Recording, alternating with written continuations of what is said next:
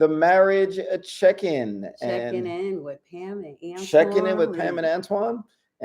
And so what we're going to do is this is our groundbreaker, so to speak. We're just trying to see what it is like to do live. And so welcome, welcome. Thank you for being here. It's kind of seeing what that is like. If you have some friends you would like to kind of hit up, you can, Christine, and just see. And if they would like to be able to join us, as far as those, and you got you, so that's good enough. So what we're going to be talking about, we were going to be following up with. We're not going to be long. We're going to be following up with the 5 P's. In other words, that the idea of the weekly check-in with your spouse. We had did a devotional for our midweek, in the Bronx ministry about we talked about having a honey badger marriage, the kind of marriage that has the same resolution, courage, thick skin, Tenacity. tenacity, and innovation, resourcefulness of that particular strange animal that God put on the earth. And we were talking about how, like, just as Joshua was commanded, God's people are commanded to be strong and courageous because of who they trust in. Our part is to be strong and courageous. God's part is just to be God. But part of that, to be courageous, you got to be ready. You got to get yourself ready. And so the idea of a weekly time where you and your spouse really get a chance to talk about your relationship, but not just talk about. That's good. You got to talk about yourself sometime. You got to talk about her, but you got to talk about how is this going? How is this energy here Between the two of between the us. two of us? And if you and I'll probably end up repeating this up, but remember from last time, we had talked about those P's. I just made P easy to remember. First, starting off with praise, which Praise. is Talking about what you like about each other, what went well, what do you want to lift up and acknowledge. Like, for example, this week I was thinking we had like that tough conversation well, we'll about, get there. Yep, yep. yeah, and you responded well, and I wanted to say thank you for responding Oh, well to thank that. you, thank you, thank you. So, but yeah, start off with praise. Literally thinking of at least three qualities that you appreciate about your husband or your wife. And when I mean that, I'm not saying you talk about pat them on the back for what they did. That's good, but I'm talking about their character. What fruit of the spirit do you see in them? Even just them, just encourage their socks off. But you literally take turns just doing that. Man, something I really appreciate about you this week is, man, this week you were really patient with me because I was sick, and you really went above and beyond. I know you were tired, but I man, I know, really right? appreciate that. Also this week I really appreciate, and you just keep going. But you take turns doing it, and that's how you start off, which leads to the next P. Now, this is the fun part. Plan fun things. Fun is a serious business. So, this is a time where, and look, I don't care how busy you are, I don't care how packed your schedule is as a parent or as a working 50 hours a week. In fact, the busier you are, like, The the more the important this is, more right? important it is to plan, That just really planning. because then you'll just hit and miss with each other, and you'll never catch up. Yes. So yeah, Planning fun things, like making sure that you go through your schedule, and I suggest having an open, like a calendar open, and you go through your schedule and say, man, what do we want to do this week? We want to go away for Valentine's. Wow, it's 2 weeks. So what can we do? What do you think? Then we can afford that. Like, you sit and you plan something, put some things in the calendar. I want to do this. What do you want to do? Well, I don't know. That may be this. But you sit down and you just plan fun things. One of the things I've seen when marriages aren't doing well, when the spark is gone. Usually it's because, not usually, but sometimes it's because they haven't invested in the time, the fun stuff, what restaurants we want to go to, things like that. yep. And then the third P is, see if you Pra- remember. Practicals. Oh, you good. Yeah, Wow, that's practical. the one I couldn't remember. I kept saying, "There's another P. There's another." It's not Pam. There's another P, and it was the practicals. So that's why I know that one There you now. go. Practicals. Practical is household chores. Who's doing what this week? Taxes, Who you gonna do? When are we gonna do our taxes? When are we doing laundry? Uh, who groceries. groceries? Who's gonna drop Shaniqua off at the dance class on Saturday? Nothing wrong with the name Shaniqua. I'm not making fun, but I'm trying to be random here. Who's gonna drop such and such and such and such off at the dance recital? What's another practical? Oh, if you're a disciple, if you're in a fellowship, like, man, okay, what's the worship schedule this week? Okay, you have women's midweek this Wednesday. Okay, so So I gotta da do da this da, for that. like literally those kinds of things, practical things, schedule, chores, household. One encouragement I want to give you. One thing I know about chores, it's not about in household, it's not about 50-50 as much as decisions. There'll be some days where, some weeks rather, where one spouse will need to do more for one reason or another, and that's fine. But just as long as you have a conversation about it, you get those practicals, which can really, the little foxes sometimes can come right into practicals. And then now this is where it gets intense. Protests. Protests, and complaints. And that's where you get a chance to talk through. You know what? Something that I really want to. I feel like we got to talk about is. I don't want to. You've been doing really great, but this. I just noticed that lately you've been a little. Or I know I've been kind of feeling like it's the time to kind of. What are the things that have been bothering you in the relationship? Yeah, I know this week when we did our time, I thought about it a little bit earlier and I knew I needed to have a protest, but I wanted to check before I brought it up to you to make sure I said it the right way because y'all know me and you know I'll run my mouth and end up in trouble. So I talked it through first with a close friend of mine to make sure that because it was something close to my heart, that I would bring it up in a way that was beneficial, in a way that Antoine would hear it. And it was really cool because as I started describing the situation, he started laughing because he was like, I can see where this is going. And so that was a good one. That was a good one. And his reaction to my protest, um, I don't know if you want me to share what it was, but you Please. can care. All Oh, right. wait. You gonna share it? Yeah. Does it? Uh, Does it? no, that's a good. I think, yeah. Yeah. All right. What the heck? All Let's right. go for it. So this is what happens. So me and Antoine have this routine. So at night before we go to bed, um, he will go to the kitchen and he's cleaning the kitchen and he does the dishwasher. I clean the living room, the dining room, and then we each shower and then we clean up the bathroom after each other and we go to bed. So when we go to bed, I'm one of those people that my house needs to be totally together. I can't go to sleep unless my house is set. So we go to bed. And then in the morning, because I'm not going anywhere, Antoine's working, he gets up and he does his routines, go downstairs and start working, and then I get up. So I'm struggling because when I get I've left up, a trail. Antoine like has left the trail. I can tell you everything he's done, what he ate, where he read his Bible, his books are all over the kitchen. He's made his smoothie, he's made his coffee. Stuff is everywhere. So I'm struggling because he gets up to a beautiful, clean house, and I wake up to a mess. And so I was like, nah. We gotta talk about this. So I wanted to bring it up in a way that didn't make you feel like, you know, bad, not bad, but like condescending against.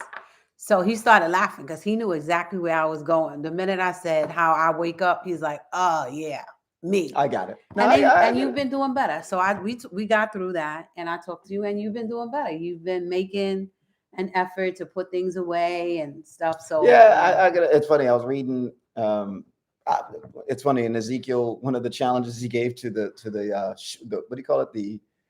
Uh, the weak and the strong sheep, how they muddy the waters and trample. In other words, the sheep who get to someplace first, who just get there first, they set the tone for who comes after them. And that convicted me too. So I says, it's true. I wake up to like a pristine environment. And then I realized, oh wow, yeah, she's waking up to a used environment, so to speak. Like it's not what I'm doing, right? Because just by nature, I'm the one who's up first. So I said, okay, now I get that. I get that. So yeah, so that was our that protest. was an example of protests where right in the middle of that, what are the things that kind of may not have gotten said during the week that we're able to say to each other. It could be a complaint. It could have been a very serious one. It could be a little one. But it is a chance to kind of to do that, right? And then go And ahead. before you go to the last one, as we go on, those of you who are on here with us, thank you for joining. We're looking and thanking you so much. Put in the chat any questions or anything you Oh, have yes, about yes. anything we're saying. And even if it's a little bit off the topic, we're going to come back and answer some of the questions in the chat. So just put some stuff in the chat. Talk to us. We want to know what you're thinking and about what we're saying. If it triggers an idea that you're thinking, oh, maybe one of the check-ins can be on this, let us know. And which part of the check-in was the hardest for you? For us this week, I know for me, I had to really work on the protest part, making sure that I got myself together Yeah, so my protest. conversation was good. And then the last one is And pray. and pray. And pray. We at the very end, you just spend some time praying, like, and really, it's really cool. And it's funny, the sermon we heard this week from Maurice for our church was pretty good in that he was talking about like the kinds of prayers that you bring the specifics to God. So when you have this kind of, now you have something to really pray about as you also get a good idea of what your week is going to be like coming up. You kind of know, like, okay, like it's going to be a very busy week, or it's going to be a very fun week, which means, okay, man, we got to get ready and like whatever. Like after that process, which that whole conversation, and it's by design, not to make it necessarily a long, drawn, 7-hour meeting, because you want to keep doing this regularly. So you want to make it not to be, what's that word, purposely curt, but you want to kind of make it a focused time. I would suggest think about an hour. But that'll be it. So this is if you are working, I'm talking about if you're working 50 hours a week, if you got 3 kids, you can carve out an hour's enough of time just to kind of check in with your husband, with your wife. The thing that I've noticed, and we're at a point where we're empty nesters, and this is for the older people among us. One thing I've noticed is that sometimes the more flexible time you have, the harder it is to do this, because you'd always feel like, well, I'll see you all day. I'll see you. I'll see you tomorrow morning. I'll do it. Like, and next thing you know, 6 months have passed, and you've never talked about anything, that some stuff that may be building up. It just builds. So that's what I saw. And we actually set a timer because Antoine he had a client. And so I was like, all right, so we got this hour. Oh, yeah. And that kind of helped us to stay in the confines of the 5 Ps, because I knew we had to be finished in an hour because you had a client. And we actually finished with time to spare. And that's with me having a protest. And during some of the scheduling, Antoine actually made the calls right there. He was like, all right, let me leave a message here. Let me leave a message there as we were going through it. And so it Yeah. can be done. It can be done in an hour. It really can. I think it also helped that we One have. second. Okay, keep going. Oh, I think it also helped that we had both written down our praise. Like I had actually thought about what is some of the things that I want to make sure that I say to Antoine so that it was, it was good.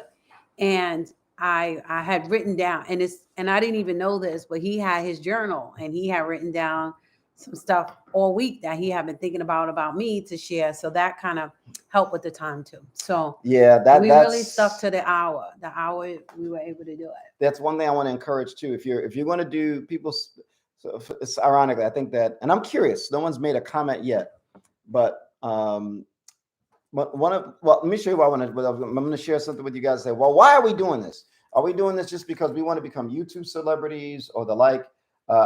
Part of it is we want. She said, "Yep." Nope. Or they said, "Nope." Nope. They said, "Yep." That's it. No, Nope. part of it is, look, we wanted to be able to figure out, man, especially the way we are living now. We wanted to be able to just give a resource to people that they can use for their marriages. Put it out there. The more, the better.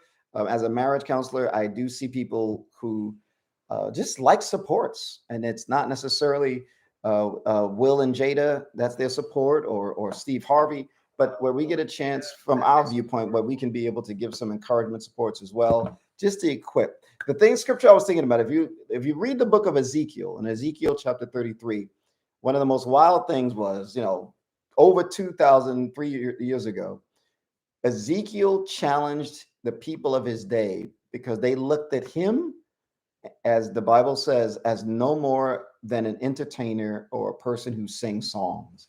Where they would come before him week after week, day after day, or regularly to hear. And in fact, they would even share their faith. Come hear the word of the Lord in Ezekiel 33. So Ezekiel had a quote following, but the challenge was they just enjoyed listening, and that's it. Today's religious world and today's world of self-help is a lot about just listening. We love, and I'm putting them down anyway. We love the Steve Harveys, and we love these, hearing like the celebrities, and they give advice. But here's the thing: what I want to reach out to is the people who are growing with us. What I would like this time to be, the check-ins, is as you put things into practice, you can be able to share. We can do it digitally with your spouse. What is it that you are learning? What you plan to do? So, for example, this is not a rebuke, but if you've been listening, say, "Oh, that's cute." The 5 Ps. I agree with that. A couple should have a time to check in, and you haven't done it. Be aware that's not what helps you. Um, I've noticed that usually when it comes to marriage, workshops I've done, midweeks we've done, couples we gotten with, we tend to ask the same questions over and over and over, but it's because we don't really put things into practice. What we do is we like asking the questions. Why is this? How do you improve your communication? How do you do da? And then when you ask about, well, did you try this? How did it go doing this month? Things get vague. All of a sudden, it gets real vague and very. I'm glad you said that. Somebody made a comment that they're gonna have their time tonight, Tonight. and they like that we wrote down the praises, and that was really really helpful. One of the things that me and Antoine do, and somebody had asked us this, like, what are you trying to do? We have a very good friend of ours helping us with our online presence, right? Because we need help. And so he says to me, "Why are you guys doing this?" And I said, "One of the things that we're trying to do differently, like you said, is we try to give a practical. Sometimes people just talk about their relationship, and you go walk away and you're like, tag, okay, so you know a lot more about the person, but you don't necessarily have something you could do. And so we try to give you tools. That's in our mission, right? Is that if you guys trust us and we could talk about some things, we're going to give you some tools that you could then walk away and improve the relationship you have. Yes. So put that practical piece is very important. That we're going to talk, right? We're talking for 30 minutes. We're going to be on here talking. And then our videos are 15 minutes. You're going to hear a lot of stuff. But the goal is to say, what one thing I can walk away with and put it into practice and improve the relationship that I have this week? Because we try to think a year from now where I'm going to be. How about, let's just say 7 days from now? In the next 7 days, what's something that I could try? And so we're doing this stuff with you. So every week we're doing the 5 Ps and then trying to share with you what went well with us and what didn't go well with us. And we'd like to hear from you, like what went well, what didn't go well, and then maybe we could talk a little bit more about it and come up with something else to tweak it. But Yep. the Well, practical part is the thing. our conviction is marriages need support. And what we want to do is play a small role, but significant role in that kind of support. So, but look, this is definitely not just for us to listen and be fans and say, "Oh, cool," and send thumbs up. That's good. That's fun. But it's really for you and your husband or you and your wife to be able to go on an adventure of what works for us. Uh, to give you a little background so you can understand is, how do you describe it? One of the most important things related to that idea is to realize we've got to be able to take things and put them, carve them, and make time in our schedules for them in our marriages. A lot of times, again, I hear this phrase a lot. We need to work on our communication, and that phrase becomes kind of like a junk drawer. You know, like my communication. It's our communication is circling again. Oh, it's our communication, man. We need to marriage retreats. Every marriage retreat. What should we talk about? Every comment, communication, communicate, and it really becomes a junk drawer, and it becomes a word that means nothing if you really think about it, because your wife is thinking one thing, you're thinking another thing, some expert is thinking another thing. I believe when you say communication, a good thing to a good way of looking at it is this way: we we don't communicate to connect. We connect first, and then the communication stuff will come. Isn't that sort of like in your intimacy? Like a lot of times you're trying to connect, right? Case in point, Right? You yes. want to connect in your intimacy, but I'm thinking we're not going to connect in intimacy Yes. if we haven't talked. Like if you come home, you grouchy, you eat dinner, you do this, you do that, and I'm thinking you haven't talked to me the whole time, and now you think we're gonna connect. It's not happening, bro. We need to talk first, right? And so that's how it happens with couples too, right? So in order for you to be close, you got to sit and take the time and talk. I'm trying to think with us a time, where did we get this conviction from? Like, how did that end up being something that's so important to us? Like, how did that, But which part? What do you mean like the? the communication, like realizing that we have to do something in order to connect? Well, it's our faith. But look, we're believers in Jesus, and if you get into Jesus, you'll see. I think it started there. He, Christ taught by calling people to follow and do things, and as you did them with him, you learned, you grow. He would help you talk about it. Well, what did you learn? What did you do? Did I first watch me? Um, I do an old teaching thing that they taught. I remember from the Department of Ed and in teaching style, they kind of imitated this idea of I do, we We do, do, and then you you do. do. That's how Jesus taught. So that's how we're like reading and living this life and how we've made changes in our marriage. And then I realized as a counselor, if you look at the whole psychological world, ultimately that's what they're telling you. They're telling you that information transfer is the worst way to think you'll change anything. If Just sitting and giving you and information, somebody just talking to you and talking data, at you. that does absolutely nothing. You could get that on a piece of paper, on a You could have spreadsheet. read that. You could read it and go on about it. We as humans, we grow by living, applying, and stretching ourselves. So, for example, if a couple, I'm gonna make a big statement, decided to try this, what we challenge already, the 5 P's, 1 hour a week, and really check in with each other and the like, and I'll talk to you about why that's so good, yada, yada, yada. And they do it for a couple of weeks, 3 weeks. Whether it goes great or goes bad, if you tried it, you will learn more about your marriage, yourself, and likely you will do something good in your marriage that no book could ever do for you. And we learned this the hard way. So we've been married 31 years. And for 31 years, we've always had another couple that we get with Very much so. Yes. weekly, every other week, to talk about how we're doing and just to be like a good third ear for us. And so we would go, sometimes we would do what they say, sometimes we wouldn't, right? And we never really kept track of it. But we knew we needed to go to the meeting.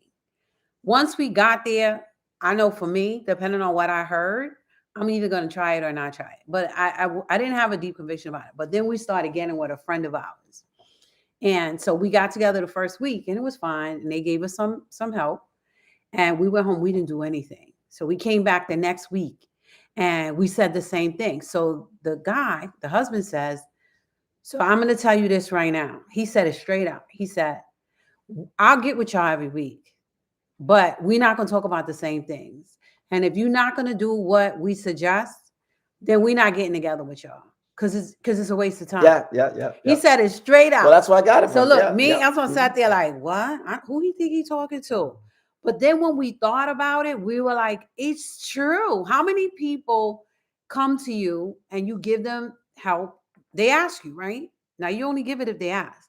They ask you and then they walk away and then they don't do nothing you told them to do. And then they come back the next time as if you never said anything to them. Isn't that annoying?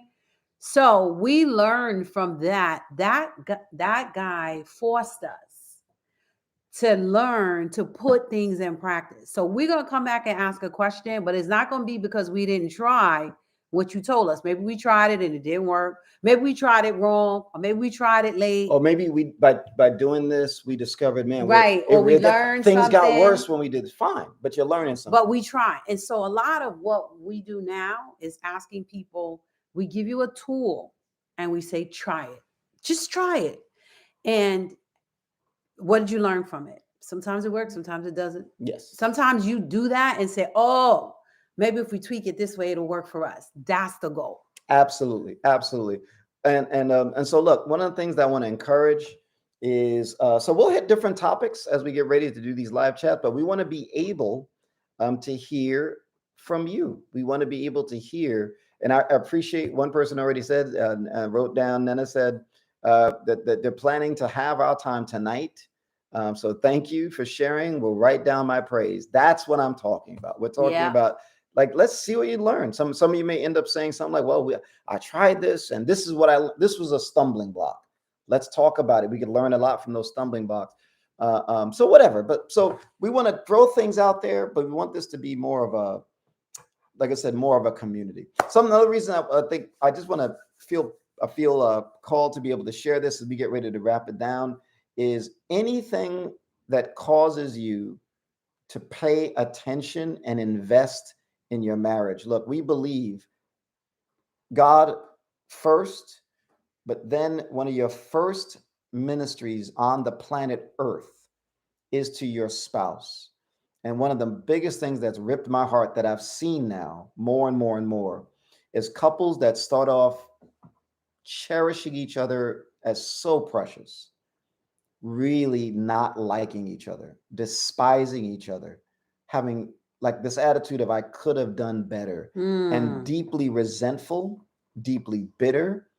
And individually, they're great people, but they just look at each other with a disgust. And it's a disgust that is very, now ultimately it's sin, but the emotional dynamic that goes with it is so strong, they can't imagine being together. And it kind of hurts my heart when I realize, man, when we first met each other, you guys were all up into it. You were like wild horses, couldn't hold you back. And then I look back later and now you're like talking the D word. You're talking divorce. You're talking, oh, I'm not happy, living separate lives. And I want to do anything that can shake that up for some of you. Anything that can also keep some from going down that road. Yeah. So we'll close as we get ready to wrap things up, even for this time. Just an encouragement we want to give is invest in the one that you love. Do something this week that invests in your marriage. For those who choose to do our challenge of trying our check-in, which you can look on the videos that we did before about the 5 P's, put it into practice. I'll give you another one that you can do. Do something like write your spouse a love letter showing you appreciate them, if that's what moves them. Read a great book together, but then have some time to share that book together. But invest in each other. We'll do these, what do you call that? Live. We'll do it. How many times do you think? We'll do live the last Sunday of every month, but every Sunday we'll post a new video. We'll post a small video, but we'll do live every last Sunday. The last Sunday, every Sunday night, we'll post a new video. And then the last Sunday will be live. And that'll be your opportunity to hear from us live, to ask any questions. And even before you sign off today, put something in the chat that you would like us to cover, a topic you like us to cover, even if it's not on the check-in. It's something you thinking, wow, I would love to hear you guys' opinion about this or that. Give us some suggestions. Otherwise, we'll see you next week Sunday. Next week Sunday video, but we'll see you, God willing, in a month, and we'll do our next live. And until then, enjoy the 5 P's. And thanks. Thank you for coming.